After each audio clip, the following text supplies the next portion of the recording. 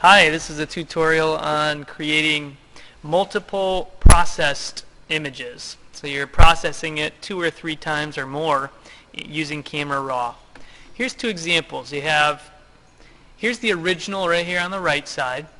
You see that the sky's all blown out, and you see that the skin color's kind of cool and pale looking.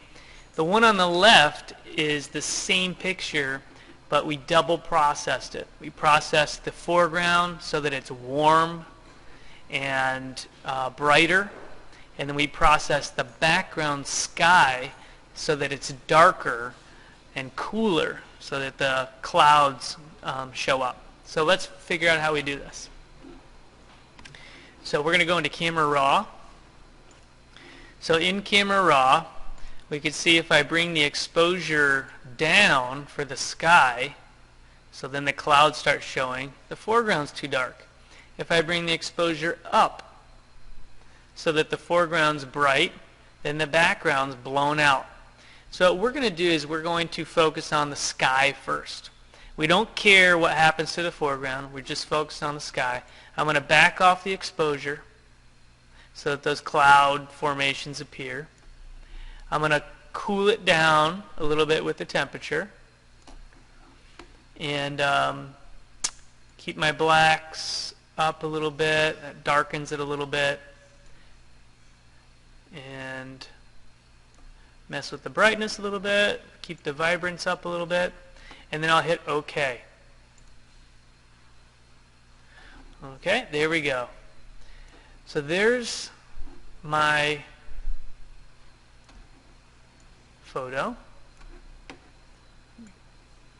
There we go. Now when we brought it into Photoshop, we hit save, we said open object, so it creates a smart object layer. We can tell it's a smart object because it has 2 white dots there. The first thing we want to do is duplicate or copy this layer. So I right click on it,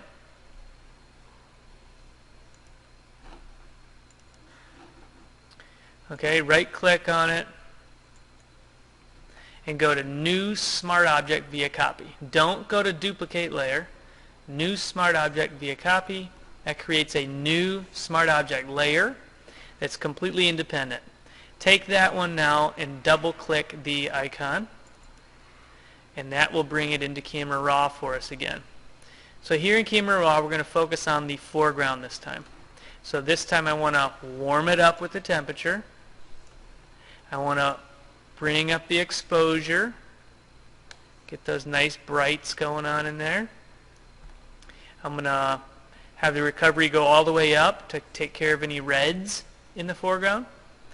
The fill light I want to bump up a little bit so that the shadow areas here and underneath the bench show up. And I'll back off the blacks just a little bit.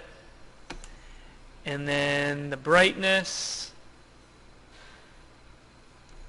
a little bit, and contrast a little bit, and I think that's it for that. I'll hit OK, and now I have 2 layers. If I hide this one, that's for the sky. So let me just rename this so it's a little clearer for you. If it helps you, you can right click on your layer and go to layer properties, and you can rename it foreground or sky or whatever, okay, to help you remember. Next step is to create a mask. So your mask button's right here at the bottom of your layers palette. Click that, and the default is a white mask. So we're going to take a black mask, a black paintbrush now. So I click this little arrow to flip the black and the white. I come up here and click on this dot to make sure that the hardness is at 0. That means I have a soft brush. And the power of my brush, I'll put like somewhere around 60, so it's not full power.